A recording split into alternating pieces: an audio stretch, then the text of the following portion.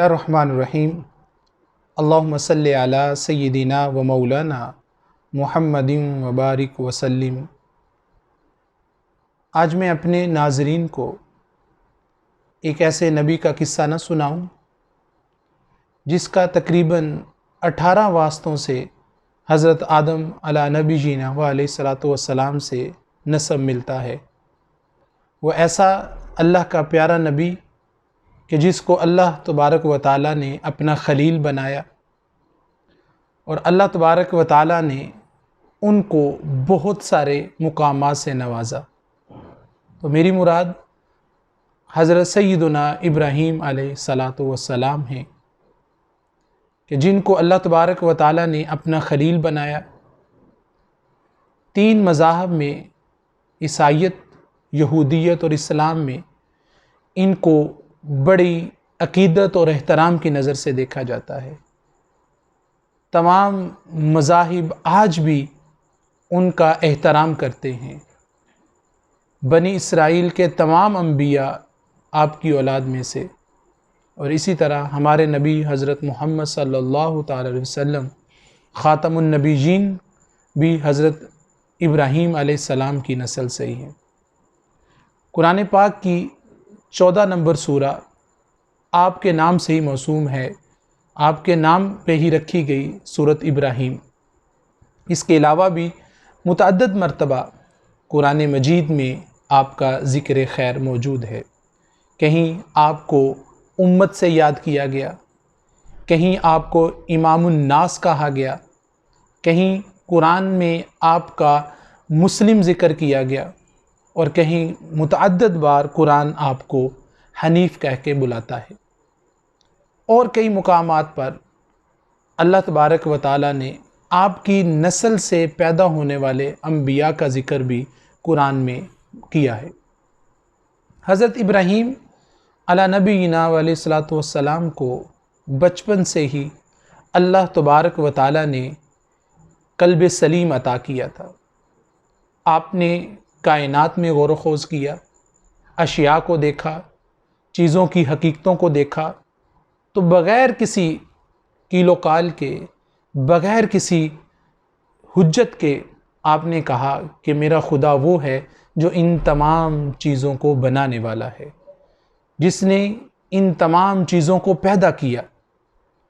جب آپ نے اس چیز کا اعلان کیا تو قوم آپ کے مخالف ہوئی، کیونکہ بت پرستی کا دورہ تھا۔ وہاں کا بادشاہ نمرود خدائی دعویٰ کر کے بیٹھا ہوا تھا۔ جب آپ نے انکار کیا بتوں کا تو قوم ساری اکٹھی ہو کر نمرود کے پاس گئی اور آپ کی شکایت کی، تو اس نے، جس نے خدائی دعویٰ کیا ہوا تھا، آپ علیہ السلام کو حکم دیا کہ ان کو آگ میں جلایا جائے۔ آگ جلائی گئی، پورا معاشرہ یہ منظر دیکھ رہا ہے۔ حضرت ابراہیم علیہ السلام کو جب اس آگ میں ڈالا گیا تو اللہ تبارک و تعالیٰ کے حکم سے وہ آگ ٹھنڈی ہو گئی، جس کا اللہ تبارک و تعالیٰ قرآن میں بھی ذکر کرتا ہے۔ حکم ہوا قلنا یا نار کونی بردا و سلاما علی ابراہیم، کہ ہم نے کہا کہ اے آگ ابراہیم پر سلامتی والی ہو جا، ابراہیم پر ٹھنڈی ہو جا۔ تو اتنا بڑا معجزہ دیکھ کر بھی، اتنی بڑی قدرت دیکھ کر بھی وہ لوگ جو ہے وہ صاحب ایمان نہ ہو سکے۔ حضرت ابراہیم کو وہاں سے پھر ہجرت کرنا پڑی۔ آپ عراق سے شام گئے، شام سے پھر فلسطین چلے گئے اور اسی کو اپنی تبلیغ کا مرکز بنایا۔ ایک دفعہ آپ فلسطین سے مصر آئے تو مصر کے بادشاہ نے حضرت ابراہیم علیہ السلام کو آپ کی بیوی حضرت سائرہ کو ایک خدمت کے لیے حضرت ہاجرہ کو پیش کیا۔ آپ حضرت ہاجرہ کو ساتھ لے کر فلسطین آ گئے۔ یہاں آ کر حضرت سائرہ نے خود حضرت ابراہیم اور حضرت ہاجرہ سلام اللہ علیہا کا نکاح کروا دیا۔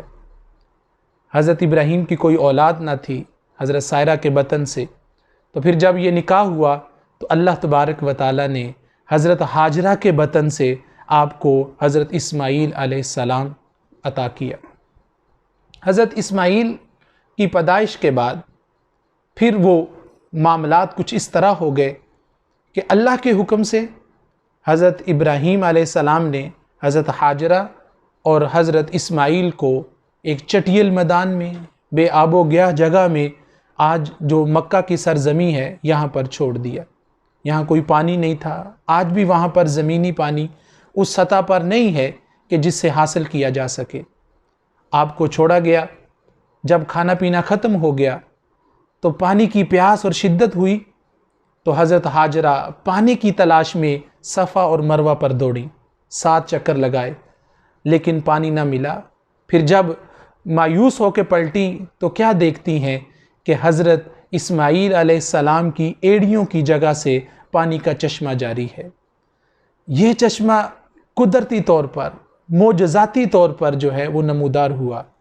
ایک محبت والی بات اپنے ناظرین کو یہاں بتاتا چلوں کہ وہاں آج بھی پانی اس سطح پر نہیں ہے کہ جس سطح پہ ہونا چاہیے تھا۔ یہ پانی کا چشمہ کیوں جاری ہوا؟ یہ اللہ تبارک و تعالی نبی آخر الزماں حضرت سیدنا محمد الرسول اللہ صلی اللہ تعالی علیہ وسلم کی پیدائش کا جو مسکن بننا تھا، جو شہر منتخب ہونا تھا، وہ یہی مکہ المکرمہ ہے۔ یہ آپ علیہ الصلاۃ والسلام کی پیدائش سے ہزاروں سال قبل پہلے اس کی بنیاد رکھی جا رہی ہے۔ پانی دیکھا تو حضرت حاجرہ علیہ السلام اللہ علیہ نے اس کے گرد جو ہے وہ مٹی لگاتی جاتی اور ساتھ فرماتی جاتی زم زم، تو اس سے اس پانی کا نام آب زمزم ہو گیا۔ کچھ عرصہ بعد وہاں سے قبیلہ بنو جرہم گزرا، انہوں نے حضرت حاجرہ سے اجازت طلب کی کہ ہم یہاں پر قیام کر سکتے ہیں، تو آپ سلام اللہ علیہ نے ان کو اجازت دے دی۔ تو اس طرح یہ مکہ المکرمہ کی بنیاد رکھی گئی۔ یہاں تک ہم نے ایک حصے کو بیان کیا۔ انشاءاللہ اس سے آگے والا معاملہ ہم اپنی اگلی نشست میں اپنے ناظرین کے گوش گزار کریں گے۔ اللہ پاک ہماری اس کوشش کو اپنی بارگاہ میں قبول فرمائے۔ آمین۔ وما علینا الا البلاغ المبین۔